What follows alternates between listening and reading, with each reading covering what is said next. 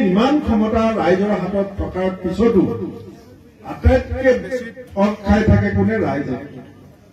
আটাইতকৈ বেছি হাৰাশাস্তি কাৰ হয়? ৰাইজৰ। এতিয়া বিজেপিয়ে এটা শ্লোগান দিছিলে, বাইদেৱে কৈছে কাৰণে মই উলিয়াইছো। এইফালে এজনে কৈছে, সেইফালে এজনে কৈছে, নামকেইটা লিখি দিলে মই কৈ দিলো কোনে কোনে কৈছে। খেৰিয়াই পেলাই লিখি দিব লাগে ন। কোনে কৈছে বিচাৰিছে? আজি চৰকাৰ ৰাইজে বিচাৰিলে কালিলে বিৰোধীসকলক বহাব পাৰে। ইমান ক্ষমতা আমাৰ ৰাইজৰ মাজত আছে। আমাৰ ৰাইজে কেতিয়াবা ভাবি থাকে মই বাগানত কাম কৰো, মোৰনো ইমান পাৱাৰ আছেনে? মই এজন সাধাৰণ খেতিয়ক, মোৰ ইমান ক্ষমতা আছেনে? এনেকে আমাৰ মাজত কেতিয়াবা এটা প্ৰশ্ন আহে যে মই পাৰিমনে? কিন্তু আচলতে আমাৰ কবিয়েও কবিতাত লিখিছে যে এটুপ এটুপ কৰি ডাৱৰৰ পানী পৰি ভৰি যায় বহল সাগৰ।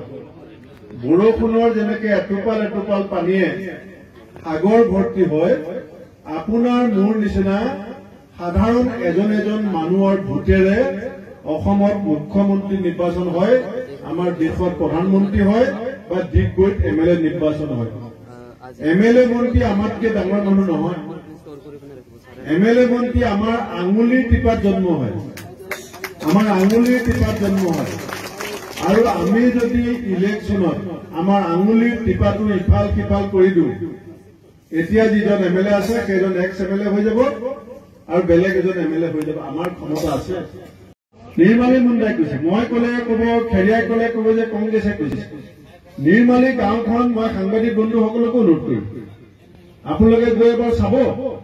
নিৰ্মালীয়ে কৈছে আমাৰ গাঁৱত জল জীৱন মিছনৰ আঁচনি আছে, কিন্তু পানী নাই।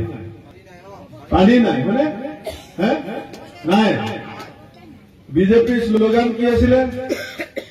ঘৰ ঘৰ মে নল। একদম ডাঙৰ ডাঙৰ হিমন্ত বিশ্ব শৰ্মাৰ ফটো, জয়ন্ত মল্ল বৰুৱাৰ ফটো দিয়ে আৰু তলত লিখে কি? ঘৰ ঘৰ মে নল। এতিয়া নাই জল। এতিয়া আপোনালোকে মই কম ঘৰ ঘৰ মে নল, আপোনালোকে কব নাই জল।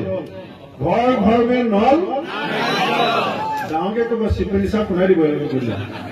ঘৰ ঘৰ মে নল, নাই জল। এতিয়া এইটো অসমত শ্লোগান হ'ব।